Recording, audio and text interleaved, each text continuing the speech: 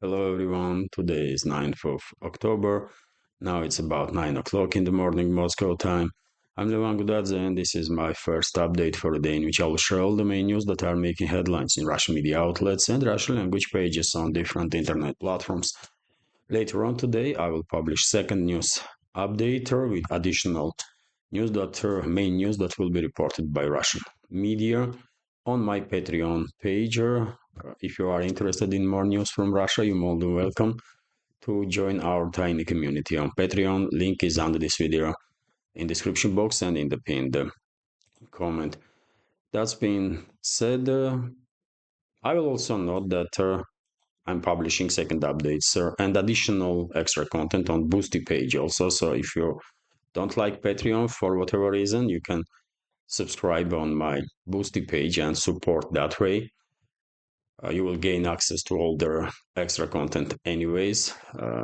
So RIA Novosti is reporting that Russian air defense systems intercepted and suppressed 47 drones during their nighttime.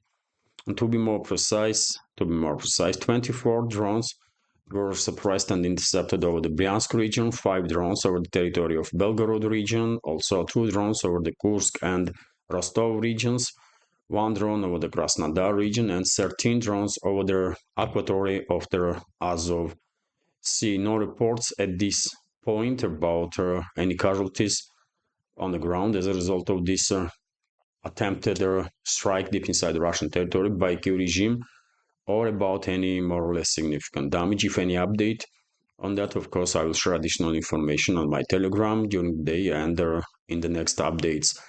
RIA Novosti is also reporting that Russian militaries took in their pincers 2 settlements in Pokrovsk direction, and these settlements are Kurakhovka and Selidovo. And let's check on the map this direction.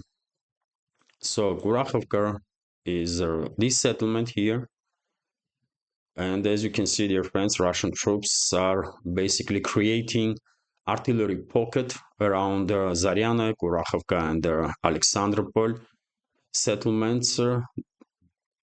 Russian troops need to establish full control over the Ostrovskaya and Volchanka, and that's it. Basically, these 3 settlements will be in operational encirclement, although one may argue that the settlements already are operationally encircled there. Also, we have reported that Russian armed forces established control over this relatively tiny settlement, Safeyevka, which is right next to Zaryana, and forward units of the Russian armed forces conducting operations inside Zaryana right now. And when it comes to Selidovo, this is Selidovo, dear friends. And as you can see, Russian troops are encircling this town, also relatively large town, and Russian troops advancing from southern and northern parts, northern flanks, westwards in Selidovo area. Yes, it will not take before Russian troops will fully encircle Selidovo and will begin operations inside the town itself. And also, dear friends, Russian troops, while map is open, let me share with you information that Russian troops are conducting operations in the central part of Toretsk now, and reports are coming in that the southern part of Toretsk is completely encircled now by Russian troops. If we zoom in, you can see, dear friends, it's quite a large area with high-rise apartment buildings also, or multi-store buildings. And if information is correct and this territory is under full Russian control, that means that Russian forces had significant progress in this mine area, which is located in between these 2 districts of the Toretsk, the southern district and the central part. So significant progress on side of Russian troops in this direction. And also let me share you information about progress of the Russian armed forces in Seversk direction. A few days ago I reported about progress of the Russian armed forces in Kreminaya area, and Russian troops are conducting now local-scale offensive operations towards Serebryanka and Grigorievka settlements, which is northern flank of Seversk itself. And initially, some military channels, some experts were questioning how Russian troops managed to get to these settlements. There are many speculations on that, and well, I guess Russian troops established control over the forestry, criminal forestry, and are conducting offensives towards Serebryanka and Grigorievka from forestry area. And also, it is a possibility that Russian troops are conducting offensives from Belogorovka settlement. Also, in any case, recently Russian troops achieved significant progress in Seversk direction, and when one may argue that Seversk is more and more Seversk direction more and more looks like yet another cold room that Russian troops will create on the line of contact. Forward units of the Russian armed forces are just about 5 to 7 kilometers away from Seversk itself, which is, not that far, to be frank. That being said, let's continue with some more news. And, well, we have exactly report about Toretsk from RIA Novosti, which is reporting that Russian armed forces are moving forward, advancing in the central parts of Toretsk, which is correct information, and there are video and photo confirmations of that. And seems like Kyiv regime's garrison in Toretsk are on the brink of collapse. So therefore, I would not be surprised at all if Russian armed forces will manage to significantly improve their positions inside Toretsk, maybe even establish full control over their Toretsk, if not before end of this week, then possibly before end of next one. Also, we have RT's report that Zelensky cancels November so-called peace summit. Interesting. So Ukraine is no longer planning to hold their second peace conference on ending hostilities with Russia. A senior aide to Vladimir Zelensky has stated the meeting had been scheduled for November. Zelensky held their ambitiously named their peace summit in June at the Swiss resort of Luzerne or something, Luzerne, where he sought support for his peace formula, a 10-point wish list that Moscow had rejected as delusional. The event to which Russia was not invited was widely seen as a failure because it was a total failure, obviously. The second peace summit will not take place in November, senior presidential aide Daria Zarivna told the media on Tuesday.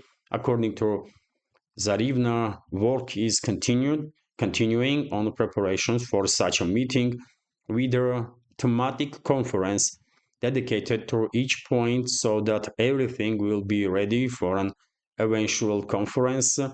Well, this is acknowledgement basically from the Kyiv regime that they fail to attract world community with this so-called peace formula of Zelensky, because yet again Moscow was very clear that this is a wish list delusional of the delusional individuals in the Kyiv regime and among their backers in the West, and therefore in no circumstances Moscow will even spend a second discussing this nonsensical formula or whatever that is. And when Moscow's position is such a clear, then obviously everybody, at least outside of the collective West, understands that there is no point to spend time on this nonsense, right?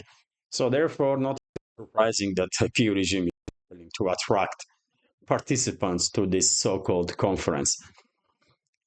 I still don't understand why many delegations went to that Swiss so-called peace conference, because it was making no sense really, and I was talking about it at the time, and therefore I guess lessons were learned, and there are countries that participate in this Swiss conference, even they are now refusing to send their delegations. So therefore, Kyiv regime don't really have a choice there but to cancel whatever they were planning. Also, we have Russia today's reports, RT's report that Russia will respond to Western green light for Ukrainian long-range missile strikes. This was stated by Lavrov. Once again, of course, nowadays, many channels, many experts, commentators are talking about upcoming gathering in Ramstein military base in Germany of the leaders of the number of Western states that are actively involved in this proxy war against Russia. And rumors are that during that gathering in Ramstein, restrictions will be lifted on NATO troops to conduct long-range strikes deep inside the Russian territory. And I'm not making mistake, by the way, here by saying that restrictions will be lifted on NATO troops to conduct long-range strikes, because despite all the attempts of the Western ruling class, Western propaganda to present this topic as a one in which restrictions will be lifted on the Kyiv regime to strike deep inside the Russian territory, we all know perfectly well, we understand this, that the Kyiv regime has no means, technical means, to conduct long-range strikes, and this strike has to be conducted with the active, direct participation of the NATO troops, right? So that means that it's a NATO strikes on Russia, not Kyiv regime strikes, right? And the Russian leadership was very clear on that. That's exactly how Moscow will see these long-range strikes if they will appear, if it will happen, all right? And Lavrov once again reacted on this topic, because yet again everybody is talking about it now during this upcoming Ramstein gathering. And well, let's go through this news. Moscow would trigger contingency plan outlined by President Vladimir Putin in the event that Ukraine receives permission to use Western supplied long-range missiles for strikes deep inside the Russia. Foreign Minister Sergei Lavrov has warned. Once again, this is not about lifting restrictions on Kyiv regime. This is about giving permission to NATO troops to strike deep inside Russia. A huge difference there, right? Putin earlier said that any such strike would be treated by Moscow as a direct attack by the countries that provide the weapons. The diplomat was commenting on upcoming meeting of Kyiv's foreign arms donors, which Ukrainian leader Vladimir Zelensky has been touting as a historic. Moscow does not follow statements on the issue, as it already has response prepared. Already has a response prepared, the foreign minister said. So I guess Russian side has an algorithm in place how Russian troops and Russian politicians are reacting on possible long-range strikes deep inside Russian territory. As soon as this decision is taken by the West to allow Ukraine, formerly Ukraine, in reality NATO, to use long-range missiles, if it is taken, we will learn that, and the contingency mentioned by Vladimir Putin will already be in action. Lavrov told the Channel 1 broadcaster. Putin has warned that any such attack by Ukraine with the Western supplied long-range missiles would be treated by Moscow as being directly launched by NATO. He has suggested that Russia could arm enemies of the West with similar weapons in response. And dear friends, this is one direction that Russia may go. But second is that just recently, Russian president spoke about changes in Russian nuclear doctrine. And these changes are about to be adopted, right? And Russian president, while talking about this topic, was very clear that long-range attacks on Russia, even from non-nuclear state, but with active support of the nuclear state, will be seen as a basement for Russia to launch nuclear strike on its enemies, right? So I mean, warnings cannot go any clearer than that. And the Russian foreign minister, being diplomat, high-level diplomat, obviously one of the top diplomats in this world right now, of course, he is talking in diplomatic language. He is trying to not escalate, really, with his rhetoric. But I'm not a diplomat, dear friends, and I can tell you that if Western ruling elites will escalate on the next level, most likely Russia will respond with a heavy hand. With a heavy hand, for sure. Anyways, sir, it is unfortunate. It is unfortunate that Russian politicians still have to explain all this situation and talk about this topic when everything already has been said, and even retaliatory retaliatory measures are in place at this point, just in case, just in case.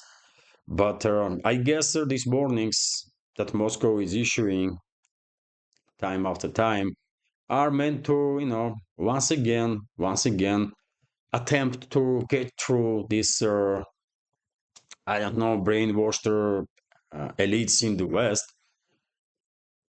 to give them a final warning, maybe that they should start de-escalating, not other way around. I'm skeptical that these warnings will work, but you know, at least Russian side is trying, isn't it? And no one can tell if we will see next level of escalation. Nobody will say in this world that Russia did not try to warn, Russia didn't try to de-escalate. Russia did try many, many times, maybe even too many times. RT is reporting, dear friends, that most NATO countries, according to Foreign Minister of Hungary, Peter Szijjártó, do not support Ukraine's accession. And this was and this is not really surprising, but when it comes to previous news, dear friends, we have a report that Biden is refusing to go to Ramstein, which may significantly downgrade important that gathering, even for the Kyiv regime, and that's going to be a big disappointment for European backers of the Zelensky, because obviously US is a main force when it comes to this anti-Russian activity of the collective West. And the information that Biden is refusing to go to Ramstein may be indicator that there will be no restrictions lifted on NATO strikes deep inside Russia. Let's see. Let's see. So yes, sir, when it comes to this information, Peter Szijjártó said that it's not just Hungary, but there are many countries in NATO that are opposing Ukraine's accession to this anti-Russian alliance. So most NATO members are acting unfairly towards Ukrainians and do not actually support the country's desire to join the US-led military bloc. Hungarian Foreign Minister Peter Szijjártó claimed on Tuesday during a televised press conference. The diplomat stated that many members of the bloc have been expressing their skepticism and opposition to in private conversations. The behavior of a significant part of NATO members has been extremely unfair to Ukrainians, given that the countries do not talk honestly about their real positions, Szijjártó said. Minister said he conveyed this to his Ukrainian counterpart, Andrei Sibiga, during their recent meeting. The diplomat did not reveal how the Ukrainian minister reacted to his remarks. And, well, why am I not surprised? Why am I not surprised? NATO member states, Western ruling class, they want Ukraine as a proxy. They want Ukraine to be sacrificed against Russia in this proxy war that Western ruling class is waging. They don't want Ukraine in NATO, by the way, because in that case, they will directly get involved in this war, right? And they are not suicidal. They maybe are stupid, but they are definitely not suicidal, right? This majority of these so-called elites in the West. So therefore, I'm not at all surprised that behind the closed doors, leadership of the NATO member states are uh, opposing basically Ukraine to join NATO. Not surprising at all, and Siarto is definitely correct, has a point when he's saying that many NATO member states are acting unfairly towards Ukrainian because they are pushing Ukraine uh, to get her destroyed, basically, even further. They are sacrificing Ukrainians, they are lying to Ukrainians, giving them some fake hopes that they will join NATO. And I never understood why people were buying it into this narrative that they will join NATO and then what? Life gonna become extra successful just because you are a NATO member or what? Bulgaria is a NATO member state. Do you know economical situation or financial situation in Bulgaria? One of the poorest countries in Europe, right? Romania is a NATO member state. Do you know financial and economical situation in Romania? Did they get any richer really by joining NATO? I don't think so, right? So from where this nonsensical idea that we are gonna join NATO and then life gonna become good on its own? It's not. Life to be good, you have to work for it, right? And you have to protect your own interests. But for whatever reason, significant part of society in this former Soviet Republic, Ukraine, buy into this narrative. They start supporting these crazy ideas that they will be better off if they will turn their back on their brothers in Russia, and if they will sell out for European or Western silver. And we all see what happened as a result, right? We all see what has happened as a result. They've been sacrificed. Hundreds of thousands of Ukrainians lost their lives by being sacrificed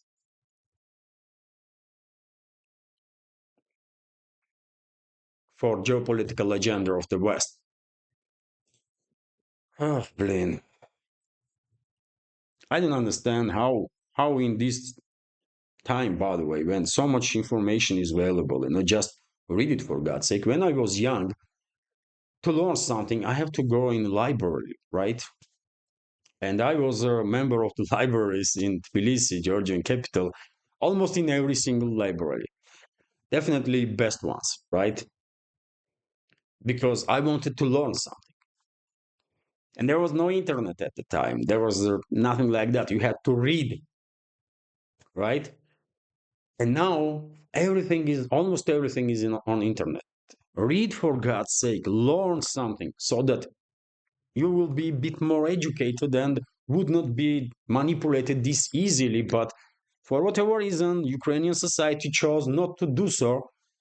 They believe in promises of their Western so-called elites that they're gonna be better off if they will sell out for some silver and will turn back on Russia, their brothers and sisters, and we all see what is the result, right? How stupid is that, man? Anyways, let's continue. Let's continue. RT is reporting that MI5 blames Russia for mayhem on the streets. Okay. MI5 is a British secret service, right? MI6 is a foreign intelligence. MI6 is internal so-called security. So British support for Ukraine has made London a target of Moscow spies. The head of British Security Service, Ken McCallum, has claimed in an annual speech on the threats um, said to be facing the UK. McCallum listed Russia after terrorism above Iran and China while demanding more funding and warning about the dangers of the internet. Nowadays, by the way, I mean, okay, we all get used to this situation, Russia is blamed for everything in the West, right? In majority of the collective West countries. At this point, this is not even laughable. I mean, just no one really cares no more.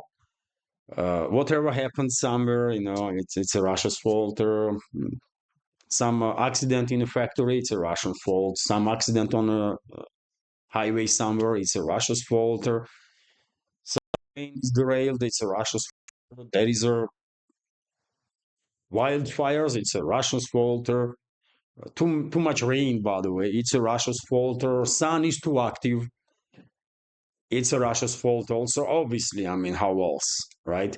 So at this point, I mean, I struggle to really take seriously any statements when it comes to Western ruling class, and I guess many people worldwide, and there are from our community also. But uh, important thing is that these people, by demonizing Russia, they are tricking societies to say nothing. Whenever funding is increased for militaries, for secret services, and if you notice, dear friends, lately we are seeing huge wave of attacks on free speech, right? Hillary Clinton is openly saying, by the way, and I shared video on my Telegram channel, and there are many other channels also commented on that.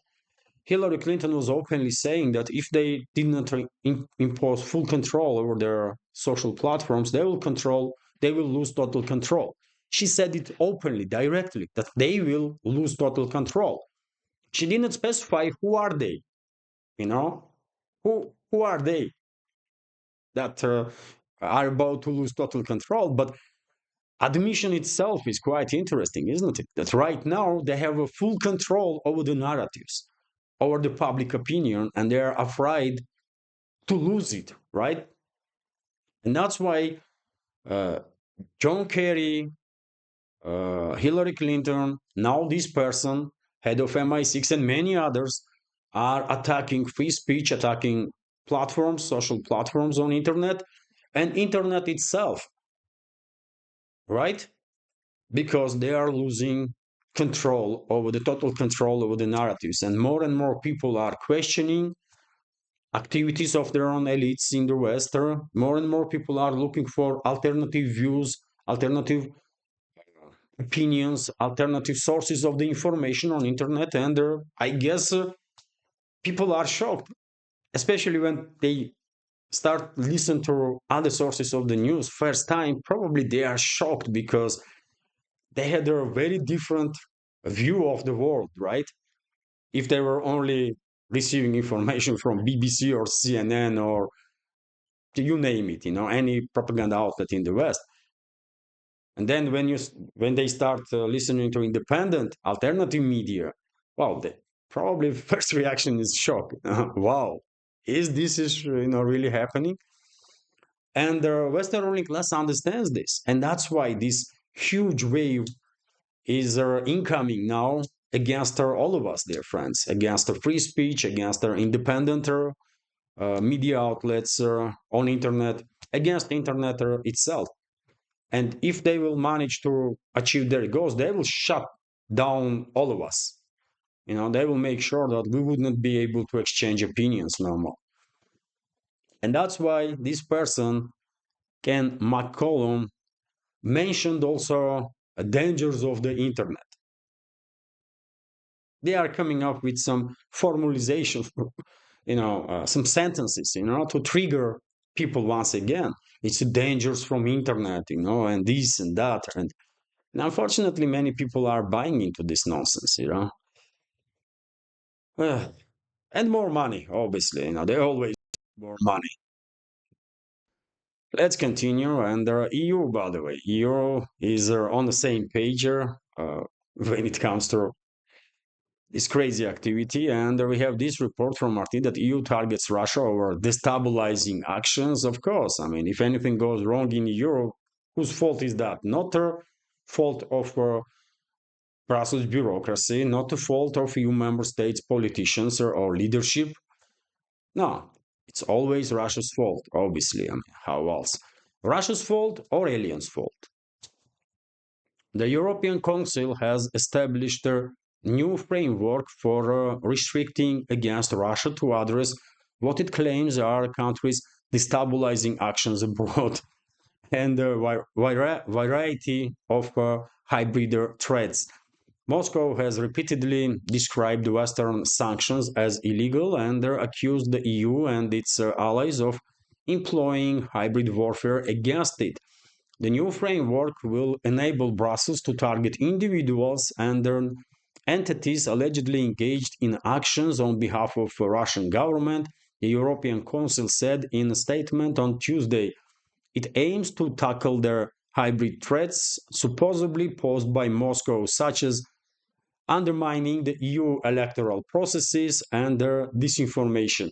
Yeah, their disinformation, by the way, this is another triggering word, isn't it? Disinformation, disinformation. They're gonna come up with formalization, by the way. They're gonna come up with some narratives which they will use to scare people so much so that majority will say nothing when we will see final push to shut down free speech on internet entirely, at least in the Western segment of internet. That's what they are doing, brother, because they are on the wrong side of history. Western ruling class, Western so-called elites are on the wrong side of history, and they are afraid of truth. As simple as that. They are afraid of truth. So they have to lie constantly, constantly, constantly. And obviously, alternative media is a danger for them because alternative media is sharing the true information, right? And they don't want it. They don't want people to wake up in the West. That's all it is. That's all it is, man. Anyways, before, before these different platforms still allow us independent creators to exist and work.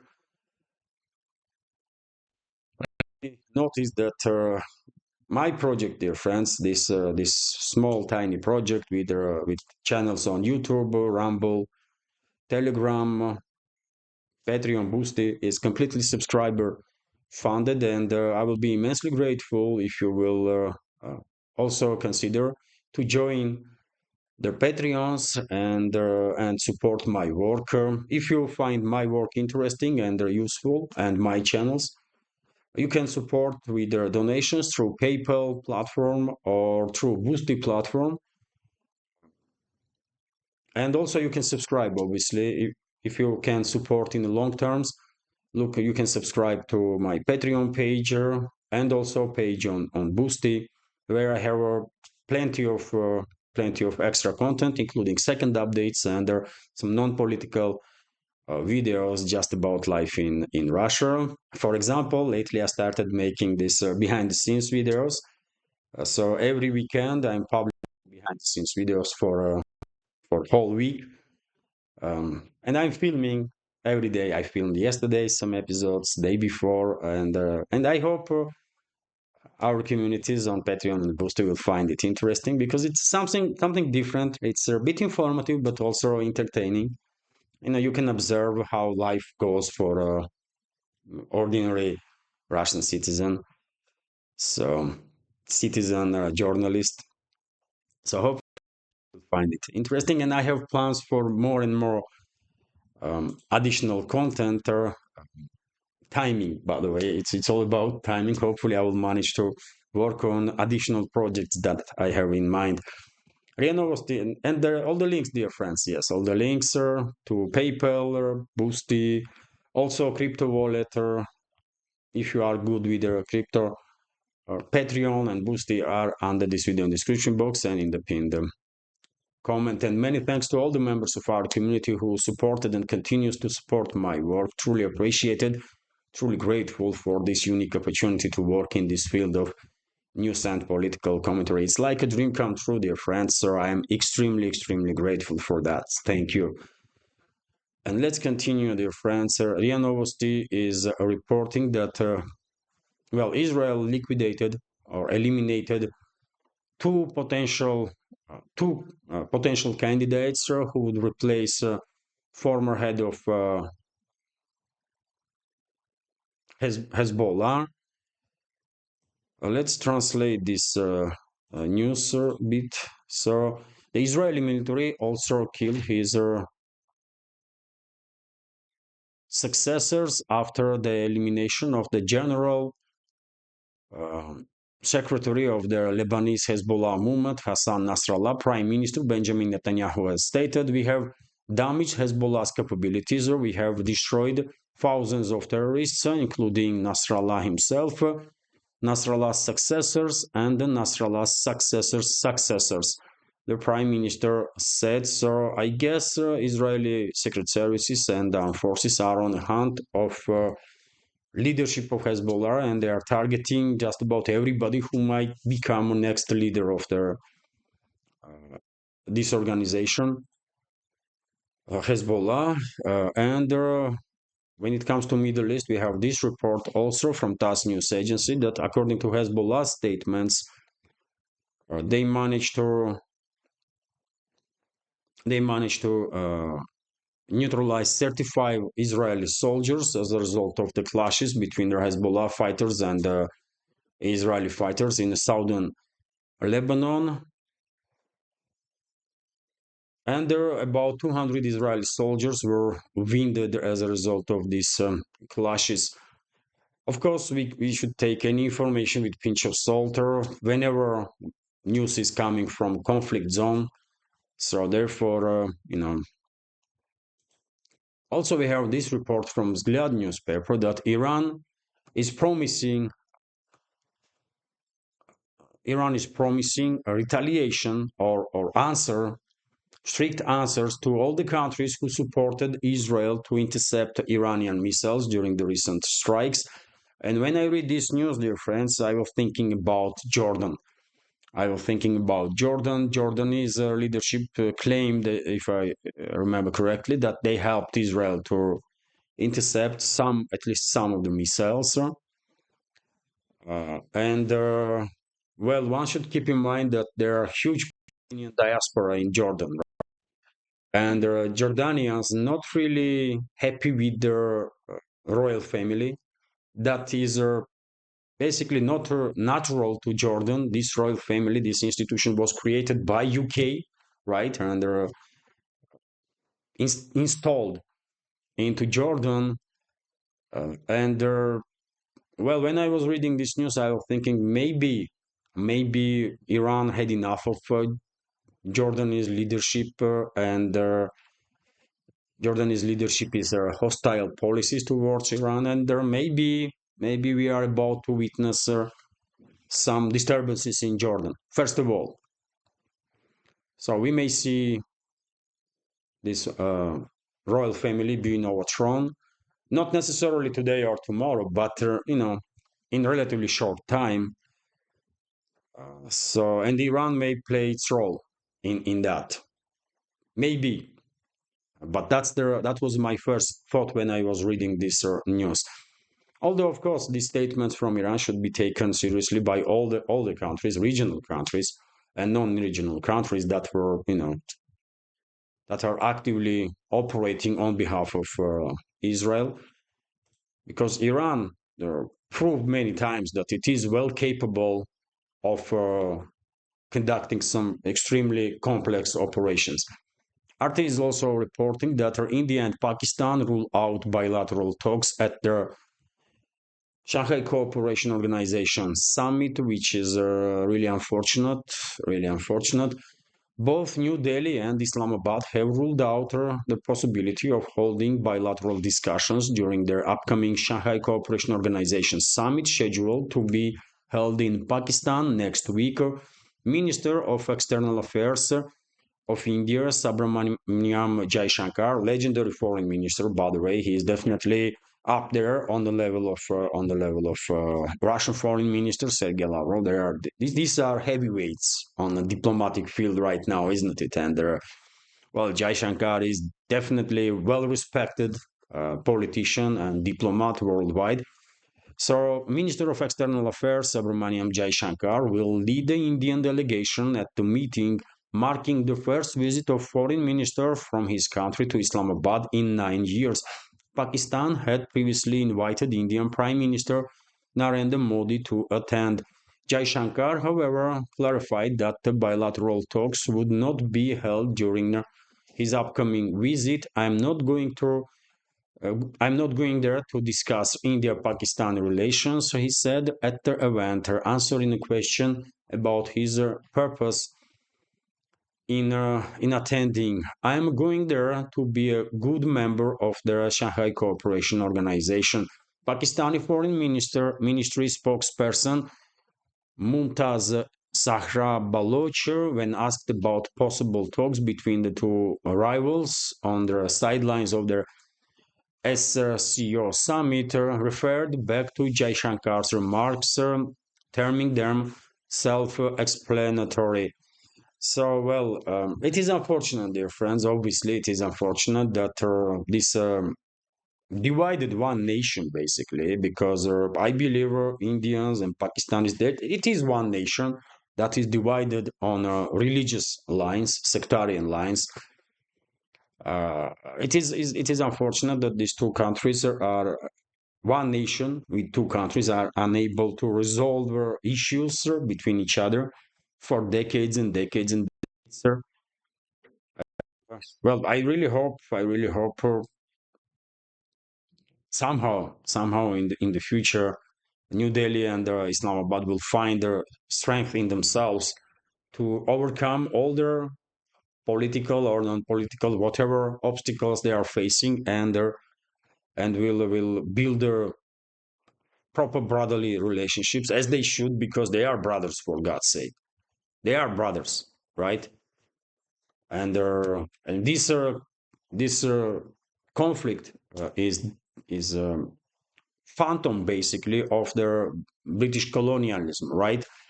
And if you ask me, I will say British colonialism will end in this part of the world only when India, Pakistan, Bangladesh will come to their terms that they cannot allow themselves to to be hostile towards each other. They have to get united, not necessarily in one state, but they have to overcome all the obstacles and live peacefully next to each other. They have to. They just have to do so. But it is unfortunate that during upcoming SCO summit, there will be no breakthroughs between New Delhi and Islamabad.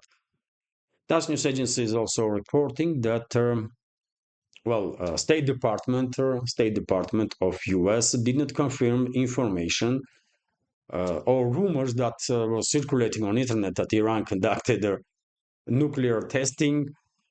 Well, due to this crazy narratives that Western propaganda is pushing over the world, nowadays rumors are beginning to spread like wildfire, literally without any basement at all, right?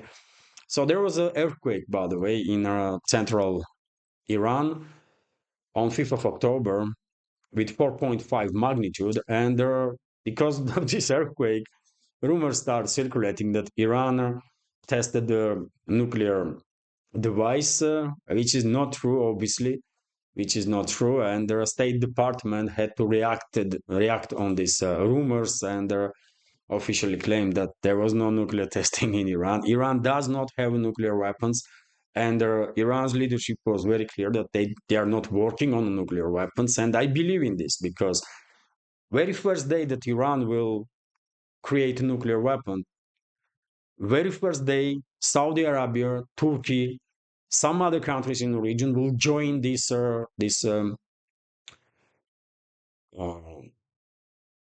how should I say, arms race.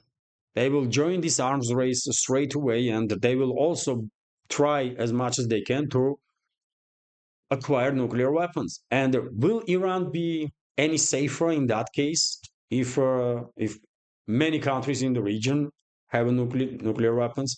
I don't think so, right? It's counterproductive. So that's why I'm believing that Iran don't really want to have nuclear weapons.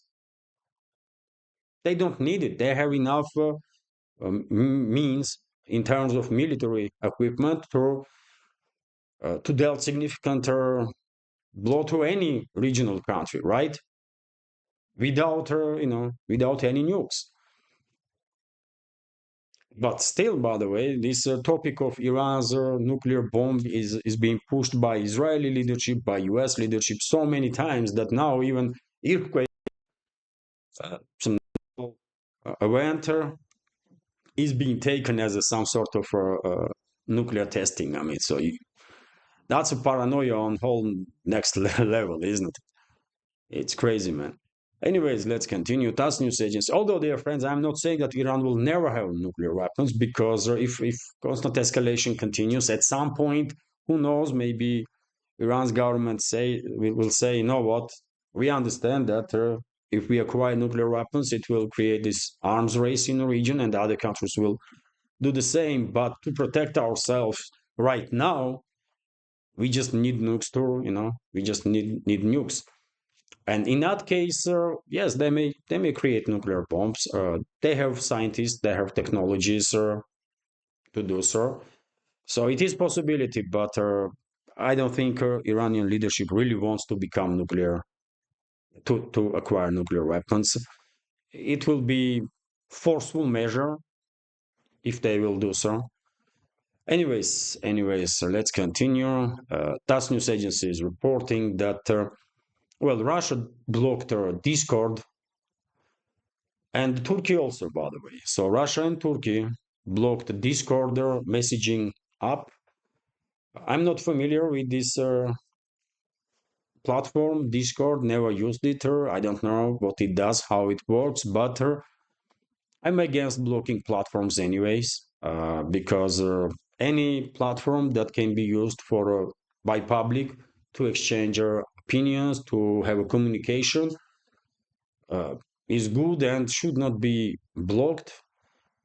This is my take on the situation, but Roskomnadzor was demanding from Discord to delete certain content that was there, some extremist content. They did not. They did not, and as a result, Discord was blocked in Russia. I don't know what is the reasoning in Turkey, Discord to be blocked. Probably same issue is there. Some extremist content that was not blocked. I don't know, but blocking platforms is I'm not supporting this, man. You can upload debunking content if you want to. I mean, you may see some content that is false news, some BS, right? So you can upload content that you want, right, to debunk whatever content you don't like or see dangerous, right? But through block entire platforms, I mean, I don't think it makes any country or any society any more safer, really. But anyways, this is not my decision, so no one asking my opinion on that. I'm giving you just the information that Discord platform is blocked now in Russia, and if you are planning to travel to Russia, you should know this information. Also, dear friends, TASS news agency is reporting that Kasperski's laboratory, Russian company, is uh, changing its work, its business in the UK.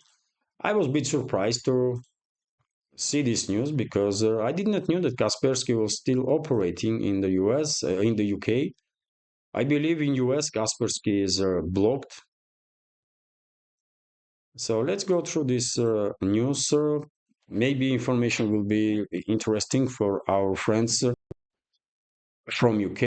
So Kaspersky Lab has started to reduce the work of its local office in the UK as it plans to reorient its local business to a partner channel. This was reported to us in the company. Kaspersky Lab plans to reorient its business in the UK to a partner channel and Therefore, the company begins to gradually reduce their activities of its local office. Excuse me. The company's press service stated in July, aimed at personal sanctions, the company announced a gradual reduction of its office in the United States. After that, 1 million users of the lab were transferred to their Pango group under their agreement. The company's managing director for Russia and their Commonwealth of Independent States, Anna Kulashova, told us that Kasperski plans to make up for the loss of the US customers base in their other markets. The company explains the reduction of the office in the UK by saying that this will allow more effective use of opportunities in the British market and strengthen international business. So, as I said, I was even surprised to hear that Kaspersky is still working in UK while it was sanctioned by US. And well, that's the explanation, by the way, that they are reorienting their business. They have some partner channels and they will continue to work uh, on Western markets. So they are providing great service, by the way. Kaspersky, it's not just antivirus, but they have many other IT product that is in high demand worldwide, right? So, anyways, let's continue. Rianost is reporting that first time uh, since the calculations began, U.S. economy dropped below 15% of the world's GDP. Let's translate this news also. So the share of the United States in the global economy under President Joe Biden for the first time fell below 15%, and at the end of this term, his term will be the lowest in modern history of 14.76%, according to calculations by RIA Novosti, which is based on the World Bank and the International Monetary Fund. Thus, the US share of global GDP calculated at the purchasing power parity was 20.16% in 1990 and peaked in 1991 at 21.01%. At that time, the output of American economy was 9.6 trillion, and that of the entire world was only 45.85 trillion. And now U.S. economy accounts for only 15% of the world's GDP. U.S. is still one of the greatest economies, probably biggest or second biggest economy in the world. There may be different arguments here. Some say, according to purchasing power parity, China did overcome US, but according to GDP index, US is still number one. There are some discussions on this regards, but in any case, US economy is still obviously one of the major engines of the world economy, as Chinese economy is, right? So it is interesting to notice that US economy's share is dropping, while share of other economies in this world are increasing. Chinese economy, Russia's economy, economies of other countries. And dear friends, I will end this update on this news that US is about to brace for a not survivable storm.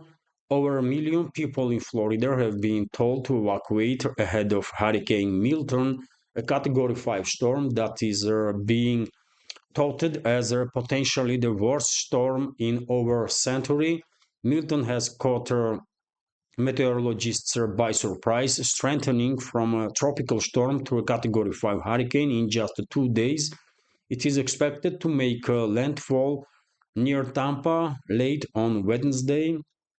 This could be the worst storm to hit Florida in over-century. US President Joe Biden told reporters on Tuesday. Governor Ron DeSantis urged Floridians to take their storm seriously, warning that time is running out for safe evacuation. If you are going to get out now, he said.